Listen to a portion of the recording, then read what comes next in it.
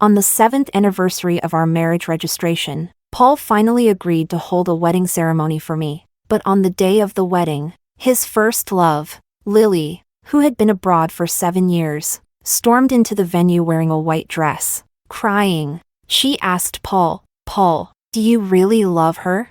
Paul didn't answer. Instead, in front of everyone, she slit her wrist in an attempt to kill herself. Just as Paul was placing the wedding ring on my finger, he pushed me aside and rushed toward her. 3 months pregnant, I fell off the high platform from his push, and my wedding dress was soaked in blood. Paul stopped the medical staff who came to help me, his words full of scorn. "She fell just from a little push?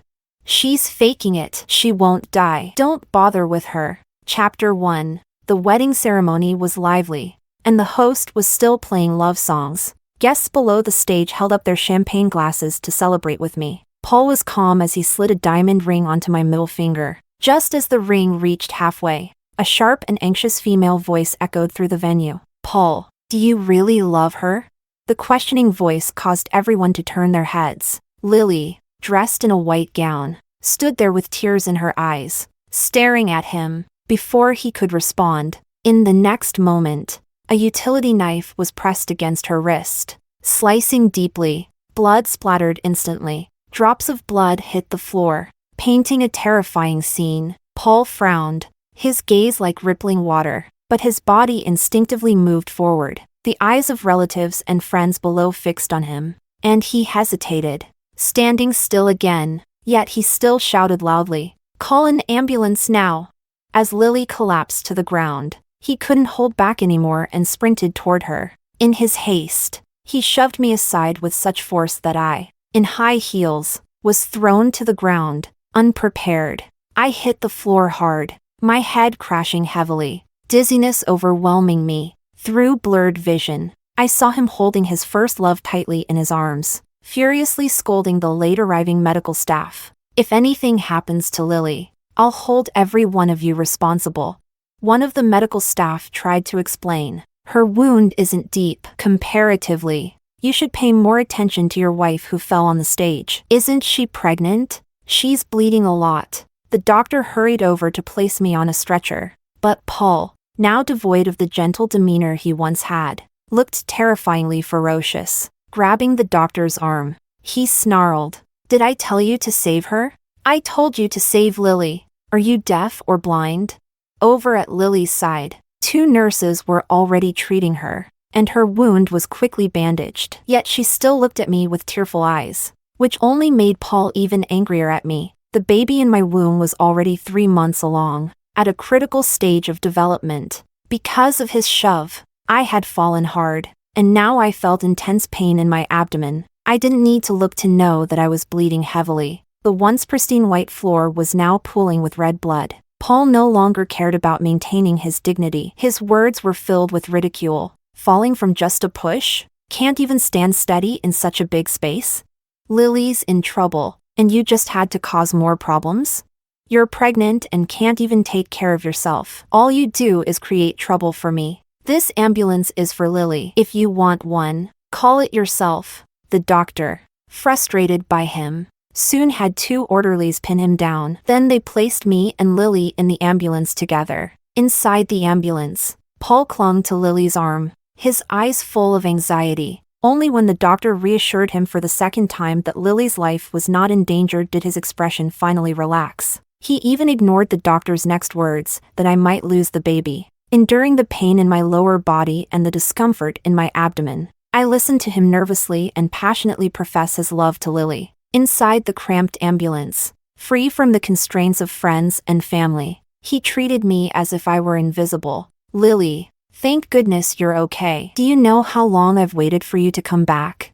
If it hadn't been for the need to secure a family alliance, I wouldn't have gotten married so quickly. The person I've always loved is you." Chapter 2. Lily, with tears of gratitude streaming down her face, basked in his caresses. In the same ambulance, the 2 of them leaned into each other, their faces pressed together, their skin brushing, as if they were the real family, the true couple. At that moment, it dawned on me that the past 7 years of my relationship with him had been nothing but a joke. No wonder he had always been reluctant to give me a proper wedding ceremony to announce to everyone that I was his wife. I suddenly recalled how he would always get unusually irritable whenever I brought up the idea of holding a wedding. Even when I had arranged everything perfectly, he would throw a tantrum, flipping the coffee table over in frustration. Or, on the day of the event, he would block my calls just before we were supposed to leave, leaving me anxious and panicked. In the end, he showed up 2 hours late to the ceremony. It was all for Lily, to vent his anger on her behalf. Did 7 years of being by his side day and night mean less to him than Lily, who had abandoned him and disappeared all those years ago? I thought back to the day we registered our marriage. He had held my hand, looking deeply into my eyes, and promised me I was the one he would never betray. He called me his wife for life. But now, with his first love back in the picture, all those vows had vanished into thin air. I closed my eyes, no longer looking at him. The doctors were doing everything they could to save me. The monitoring equipment beeped urgently. The pain in my abdomen began to subside under the effect of the anesthesia. But the blood flowing from me only increased as the small, fragile form was removed from my body. Sweat began to bead on my forehead, a thin layer of cold sweat that spoke of my helplessness and despair. I gripped the side rail tightly. But despite the doctor's efforts, the bleeding wouldn't stop. To my right, Paul was still doting on Lily, holding her hand and smiling tearfully. A nurse, unable to contain her anger, shouted, "Are you even a man? Your wife is hemorrhaging and on the brink of death."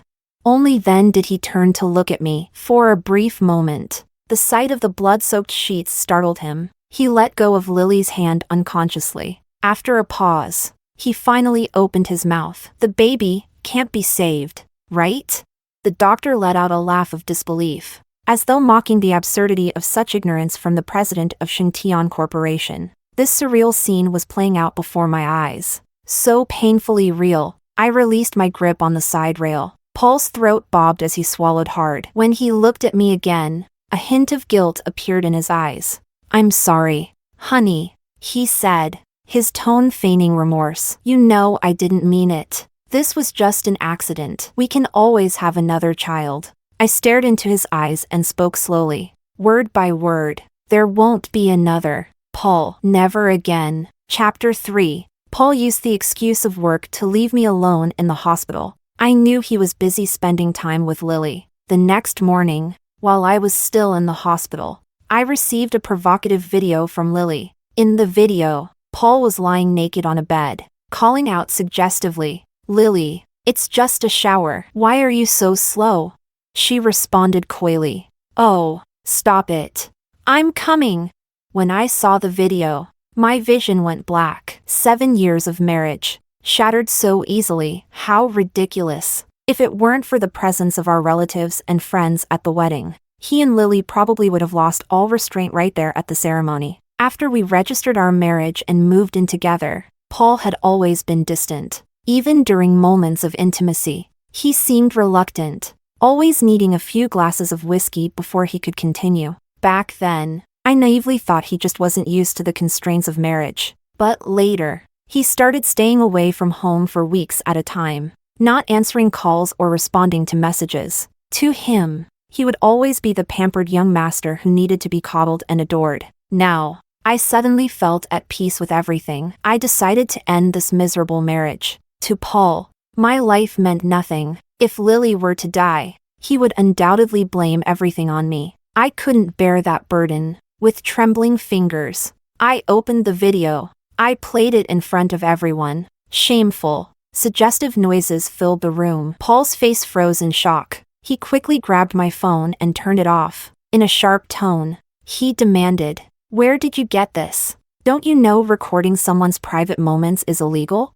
Paul cared more about his reputation and public image than anything else. A sharp pain throbbed in my temples. I held back his hand as he swung it at me and said calmly, "Your Lily sent it to me." His fist hung in midair for a moment, like an actor retreating from the stage at intermission, his voice falling silent. Lily, startled by his angry glare, stammered in explanation. "I just wanted to record our sweet moments. I accidentally sent it to her." "You're not mad at me, are you?" Such a pathetic excuse. Yet he believed it. As long as someone gave him an excuse to save face, he would take it. If I had done something like this, that fist would have landed on me without hesitation. Paul didn't respond to Lily. Instead, he met my disappointed gaze. Paul pulled a bracelet out of his pocket, made of colorful zirconia stones. Under the light, it didn't look quite as cheap as it was. I had already seen something much grander on Lily's social media. A bracelet made of over a dozen pink diamonds, strung together with a platinum chain. It was crafted by one of the country's top designers and took 3 months to complete. In the picture, Lily wore the bracelet. The caption read, "A gift from my mother-in-law always feels special." Below the post were countless likes and comments. "Aw, MG, your husband is amazing. Wow, just one of those diamonds is worth more than my entire year's salary."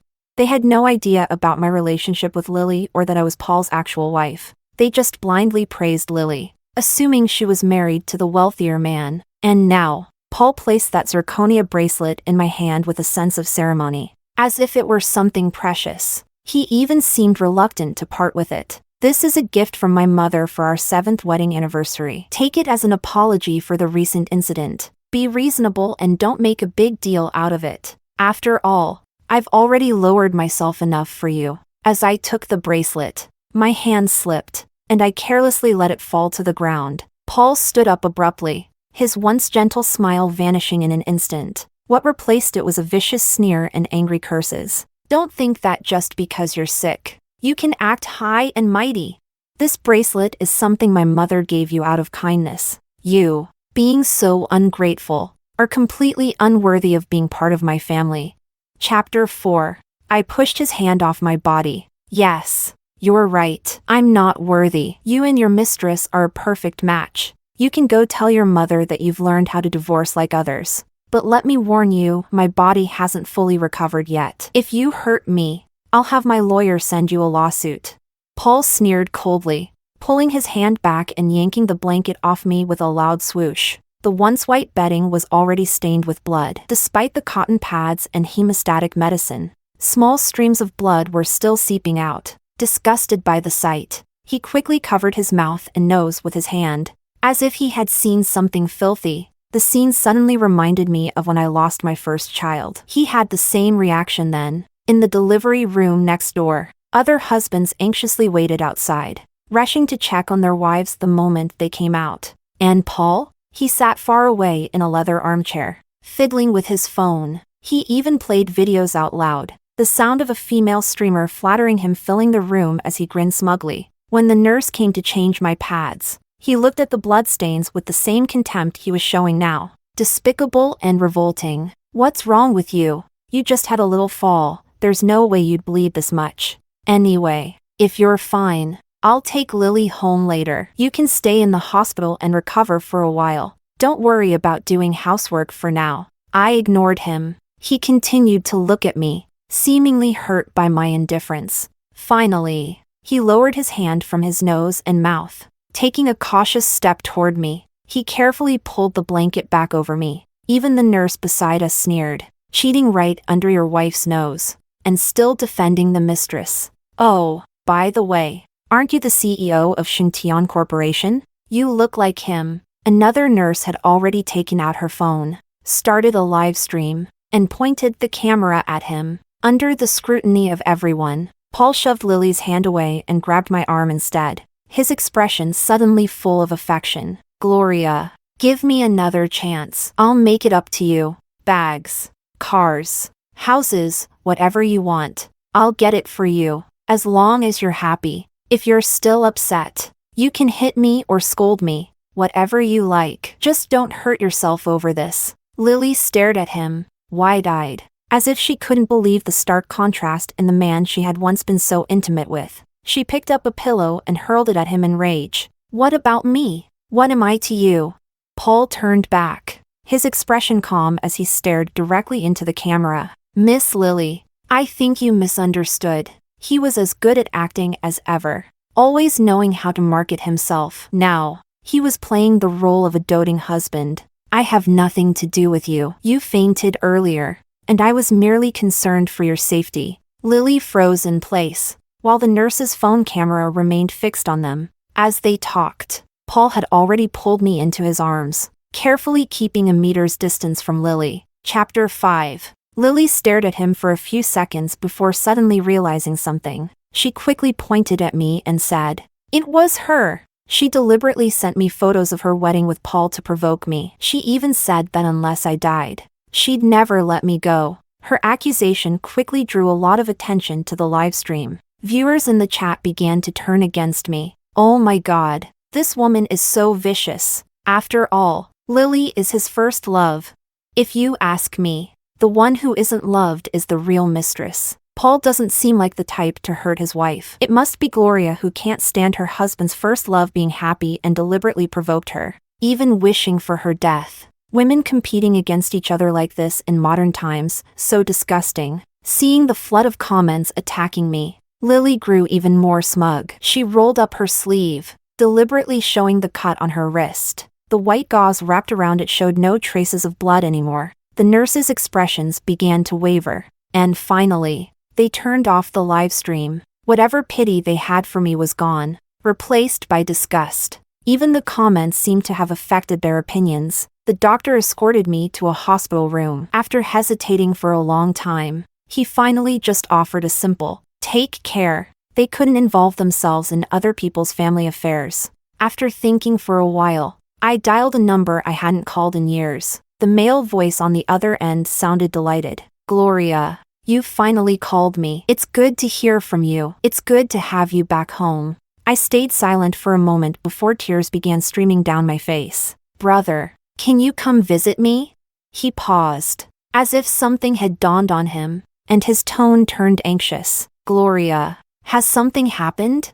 I couldn't hold back my sobs anymore, and my voice trembled. "Brother, I want a divorce. I want to leave Paul." He agreed without hesitation. "Of course, I've been waiting for you to divorce him for years. If you're ready, I'll make sure nothing from his family affects you." I nodded. Paul probably wants the divorce too. Before I could hang up, Paul appeared at the door. He had been in another room with Lily, showering her with tender care, completely different from the persona he showed on the live stream. Only after arranging her hospital admission did he show up in front of me. With a smile that suggested he'd done nothing wrong, he pulled out a chair and sat down beside me. "Gloria, are you really asking for a divorce?" He smiled gently, a rare sight. On his neck were the unmistakable marks of passion. I waved my phone, making sure he noticed the evidence. His face tensed, and he hurriedly pulled up his collar to cover the marks. "Mosquito bites from last night," he explained awkwardly. "You know how many trees and plants surround our place. It's inevitable to get bitten." I slapped his hand away when he tried to take mine. "Those mosquitoes must be very considerate. Biting only your neck so I could see it." Paul's brows furrowed, and his face hardened. "Gloria, don't push your luck. Everything you eat, wear, and use comes from me. Without me, what do you think you are? And besides, someone at my level having multiple wives is perfectly normal. And we're only talking about a first love here. Lily doesn't even mind your status. Why should you care? She's a graduate of a prestigious university, from a family of intellectuals. And what about you? All you have is that nouveau riche brother of yours. What else do you have?"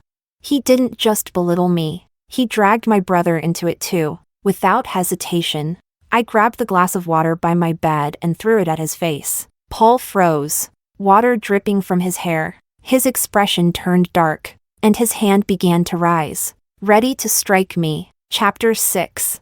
I grabbed his wrist firmly. "Paul, this is a hospital. There are cameras everywhere. If you hit me, don't think it won't tank your company's stock price. And what about your family's reputation? Do you care about that at all?"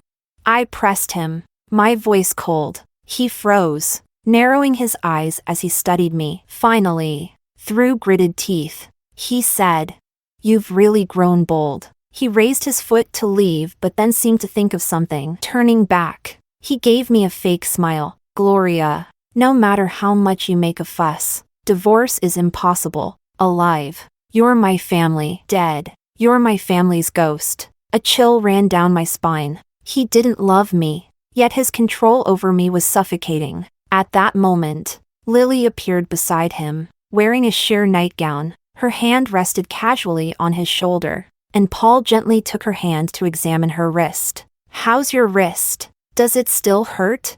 Lily smiled sweetly and sat down on his lap, wrapping her arms around his neck. "As long as you're here, how could it hurt?" she said coyly. I watched them with a cold smile. Lily, as if only now noticing me, began apologizing. "Sister, I'm really sorry. What I said earlier in front of the nurses was just to protect myself. Nothing actually happened between me and Paul. Please don't take it to heart." Paul turned his gaze to me, as if afraid I might do something to harm Lily again. His eyes stayed fixed on me. I stared at her coolly. "I believe you. Now, please take him and leave. I don't want anything to do with him anymore." Lily cast a smug glance at Paul before the two of them stood up. As they left, they exchanged a knowing smile. Paul sneered. "Do you think we want to stay here with you? Don't forget, your hospital bills are being paid by me." Lily tugged on his shirt. "Paul, stop saying that. What if sister really decides to divorce you later?"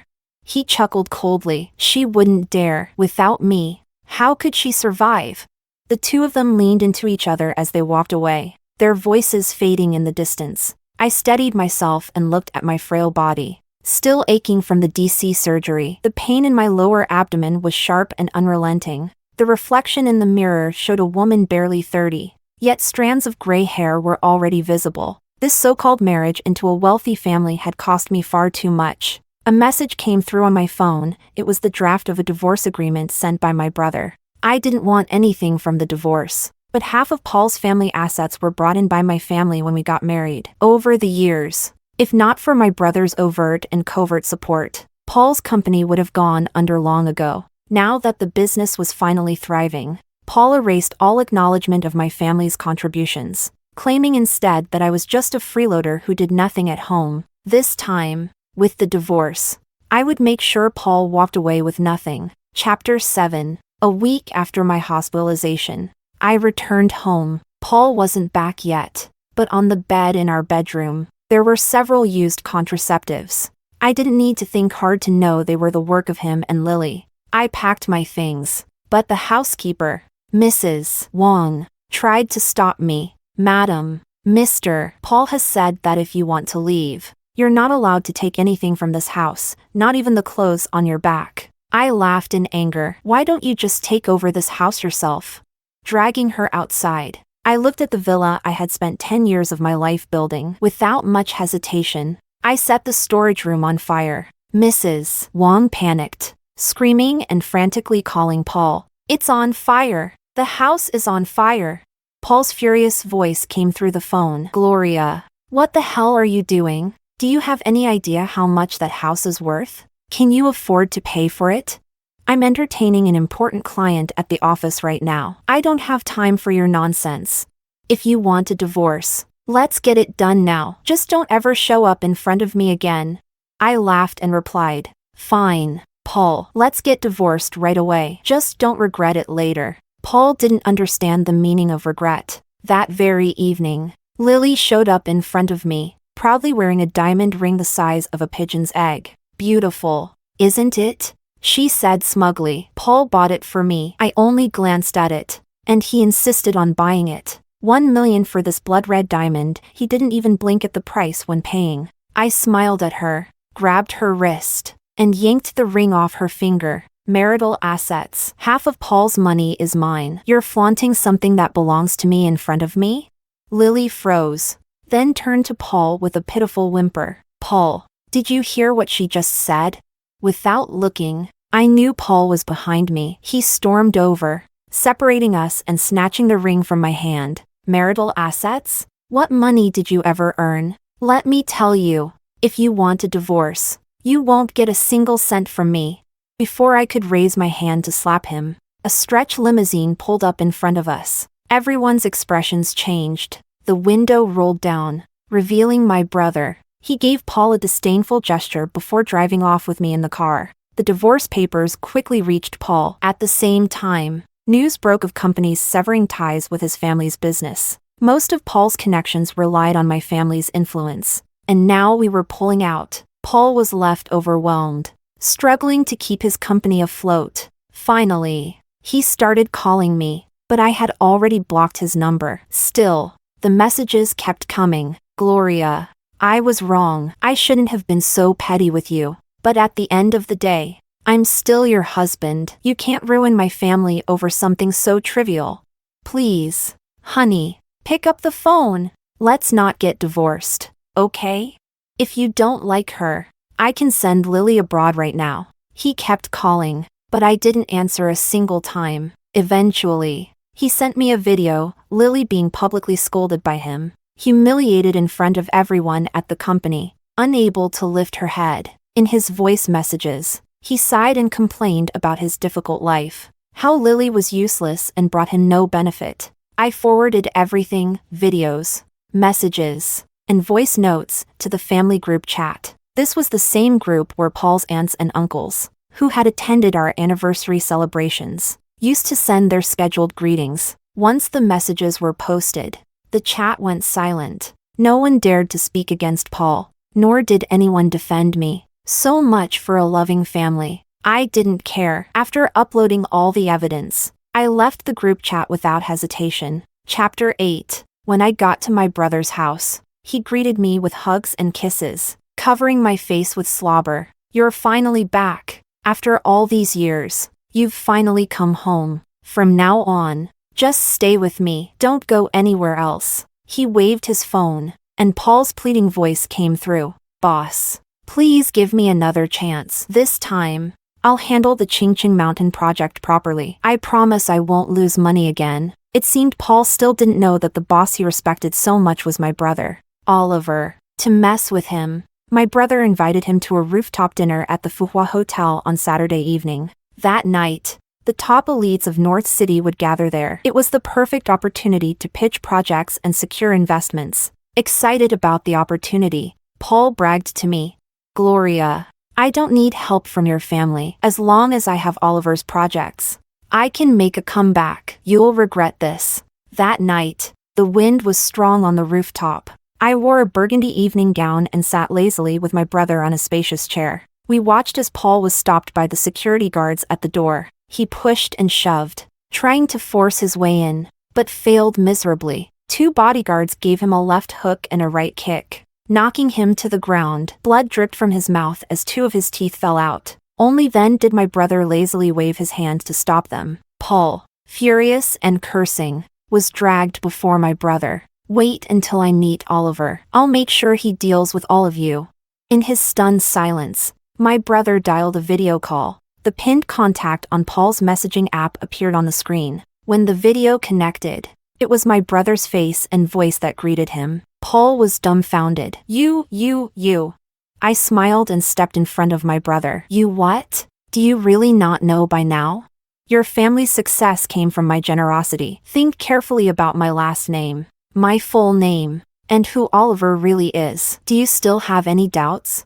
I picked up a glass of champagne and poured it over his head. The white foam covered his hair, leaving him utterly humiliated, and I felt nothing but satisfaction. For a scumbag like him, even 1,000 deaths wouldn't be enough to calm my anger. Paul, if you kneel and lick the soles of my shoes, I might consider buying out your company and even covering the medical bills for your mother's heart attack treatment. My voice was calm and slow. Paul glared at me, his eyes wide with fury. But eventually, he lowered his head. In front of all the CEOs of North City, he knelt and even cupped my feet in his hands. Just as his tongue was about to touch my shoe, I pulled my foot away. I felt disgusted. Forget it, Paul. Go home and live with Lily. I'll handle the debt collection for your company. Paul's company had collapsed largely due to a broken cash flow. If I took over and managed it, there might still be some profit to salvage. For a long time, he knelt in front of me, like a dog that had lost its home,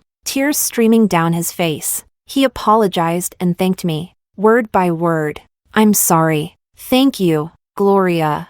I learned of Paul's bankruptcy and subsequent suicide one morning. He jumped off a building, and from what I heard, he didn't forget to take Lily with him. In the video left behind, he cried bitterly. She stole all the company's cash and bank deposits. She deliberately seduced me in her nightgown and ruined my life. Gloria, I know you won't forgive me, But this time I truly know I was wrong. I'll give you an answer you'll be satisfied with. I wish you happiness for the rest of your life. Of course. I'll be happy. I sipped my coffee. Sitting in the living room, across the table, my brother was enjoying his breakfast. I knew my beautiful life had finally begun.